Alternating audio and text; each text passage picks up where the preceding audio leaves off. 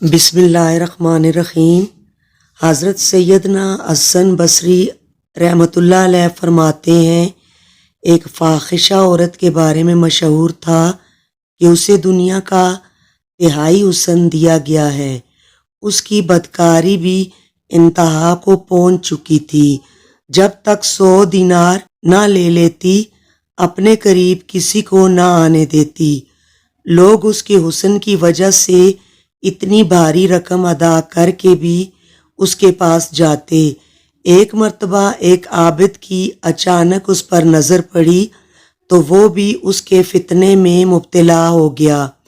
چنانچہ دن رات مزدوری کر کے 100 دینار جمع کیے اور اس فاحشہ کے پاس پہنچ کر کہا، میں پہلی ہی نظر میں تیرا دیوانہ ہو گیا تھا۔ تیرا قرب پانے کے لیے میں نے مزدوری کی اور اب 100 دینار لے کر تیرے پاس آیا ہوں۔ وہ سونے کے تخت پر بیٹھی ہوئی تھی۔ اس نے کہا، میرے قریب آؤ اور اپنی دیرینہ خواہش پوری کر لو، میں حاضر ہوں۔ عابد اس کے قریب تخت پر جا بیٹھا۔ جب دونوں بدکاری کے لیے بالکل تیار ہو گئے تو عابد کی عبادت کام آ گئی۔ اسے اللہ عز و جل کی بارگاہ میں حاضری کا دن یاد آ گیا۔ اس کی شہوت ختم ہو گئی، جسم پر کپ کپی طاری ہو گئی۔ وہ اپنے اس فعل بد کے ارادے پر بہت شرمندہ ہوا اور اس عورت سے کہا، میں اس گناہ سے باز آیا، یہ 100 دینار بھی تم لے لو لیکن مجھے یہاں سے جانے دو۔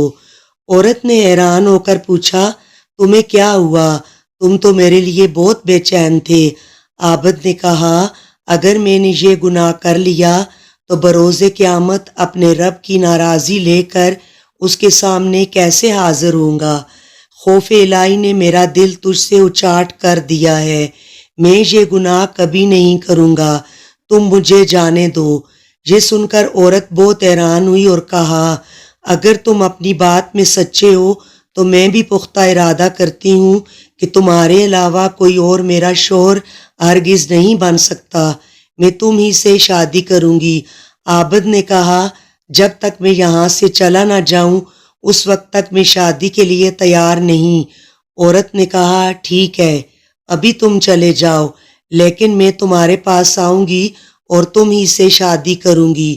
چنانچہ وہ عابد سر پر کپڑا ڈالے، منہ چھپائے، بہت شرمندہ ہو کر اپنے شہر کی طرف روانہ ہو گیا۔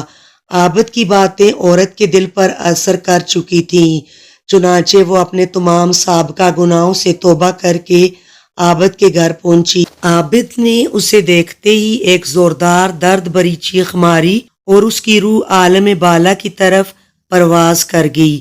عورت کو اس کی موت کا بہت غم ہوا۔ پھر اس نے عابد کی محبت میں اس کے ایک غریب و نادار بھائی سے شادی کر لی۔ اللہ عز و جل نے انہیں 7 بیٹے عطا فرمائے جو سب کے سب ولی بنے۔ بے شک اللہ رحیم و کریم ہے، وہ جسے چاہے اسے ہدایت دیتا ہے۔ اللہ کے نزدیک وہ عظمت والا ہے جو متقی اور پرہیزگار ہے۔ جزاک اللہ۔